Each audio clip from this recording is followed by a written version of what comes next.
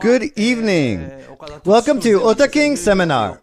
It's November 4th. I've always wanted to try a prank like this, but the problem is, it's hard to breathe.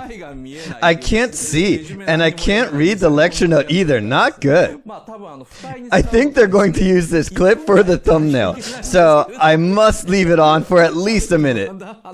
The nose keeps moving while I'm talking. I know. I look a bit like Porco the pig, right? I would look exactly like him with the hat. And I happen to be wearing a jacket with a similar color. Halloween is over, so it's a waste of time, really. I think I'll take it off now. Okay, now. Here you go. Let's start, shall we? Okay. Alright, this is Nico Nico live program. OTAKING seminar Porco Rosso was released in 1922. That is 26 years ago. That means people in the mid-20s have never seen it in theaters. But it is sometimes shown in public halls, so you never know. It was made specifically as an in-flight film for the international flights of Japan Airlines. The initial idea was for it to be a 15-minute film, but the filmmaker Hayao Miyazaki was asked to extend it to 30 minutes, or 45 minutes by the airline company. But Miyazaki originally planned it to be shorter. It was intended to be an animation for exhausted middle-aged men whose brain cells had turned into tofu. The middle-aged man with tofu brain. It was 1992. Well, you can imagine what flying was like in the 90s. Oh, sorry, not 1922, it's 1992. Back in the 90s, in-flight smoking was allowed. This film was for worn-out middle-aged men traveling to big cities on business who smoked heavily during flights.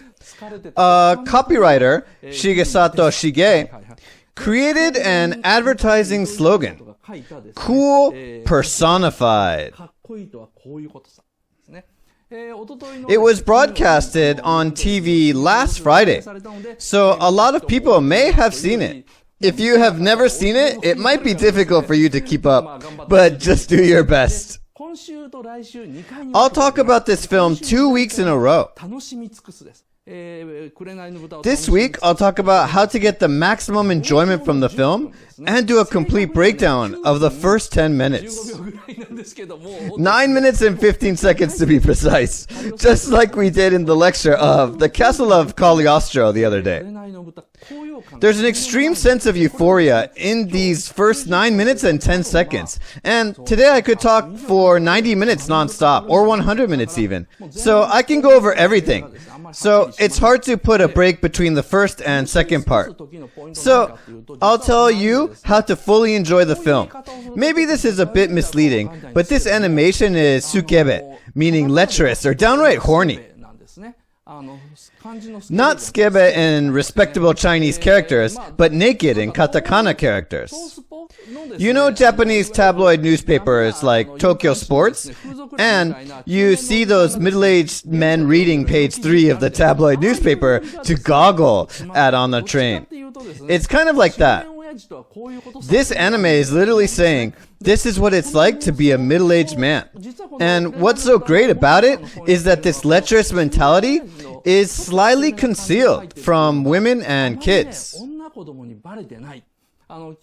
I was looking at the tweets after it being broadcasted, and yes, the viewers don't seem to sense anything lecherous. So tonight, I don't mean to spoil the film, but I'd like to talk about how to fully enjoy the film. At the end of next week's lecture, or the second part, I will lick the plate clean, every bit of it, because there's a complex story behind the film.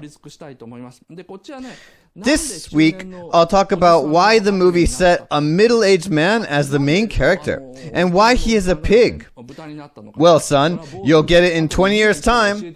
Might be answer that the movie has given to the audience. But you know, it's already been 28 years since its release. I guess son has become a middle-aged man himself. So it's a lecture to ourselves, the middle-aged. Next week, it's dig deep and lick clean. This week, it's tips to fully enjoy the film, so stay tuned. What Miyazaki did to make this anime for grown-ups is that he created a shadow for all the characters, but kept it completely hidden. So all the characters seem straightforward, but there's something lonely about them. But he does this skillfully and keeps the audience entertained. He also uses the same tactic in Howl's Moving Castle. This film is like a chocolate parfait. You can enjoy your parfait by just licking the cream on top. And the cream is so delicious that many people are satisfied with it. And most people think that this film is solely made out of cream. But beneath it lies Bavarian cream, coffee-flavored jelly, mousse, and even fruit. And you should taste the bitter chocolate as well. This is what we'll be talking about this week. I don't have time to show you all the documents, so I will disclose them separately in the Dokuen channel and the salon. Okay, now I'll explain the first 10 minutes of this film for the entire lecture today, both first and second half. Like I said, this was initially a short film project for international flight to entertain the worn-out middle-aged man. So Miyazaki intended to make a film that would be like an erotic short comedy if you look at the first 10 minutes. You'll notice that there are loads of puns, although they're not obvious, but they'll gradually dawn on you during this lecture. The first one, well, this is not a pun at all. The pig and the text come up on screen with the sound of a typewriter in the background. From the top, it's Japanese, Italian, Korean, English, Chinese, and Spanish. Spanish wasn't there in the beginning, but it was added later. And that's because these 10 countries were the common routes of the international flights of JAL back then, where Porco Rosso was planned to be played on. Spain was one of their routes as well, but it wasn't in the list earlier, so it was added later. So the subtitles were made based on the routes of international flights. And after the subtitle, you'll see the secret base. Porco's secret base. There's a backstory to it. It was a house for fishermen to shelter from the storms, which Porco inherited. I'm not sure if you could catch fish in a sea as transparent as the Adriatic, but you could see some fishes sold in the fish markets. So maybe you can. So he inherited or bought the house. But the most important subject in this scene is Porco's seaplane. This is a seaplane, not a plane. And this seaplane is tilted, and the left float is touching the water surface. You see, Miyazaki is very meticulous. The left-hand float is the only section touching the water surface, while most people would probably draw it horizontally. Miyazaki is such a genius that he slightly tilted it.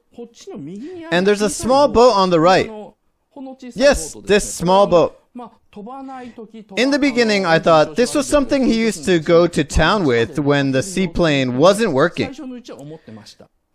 But that wasn't the case.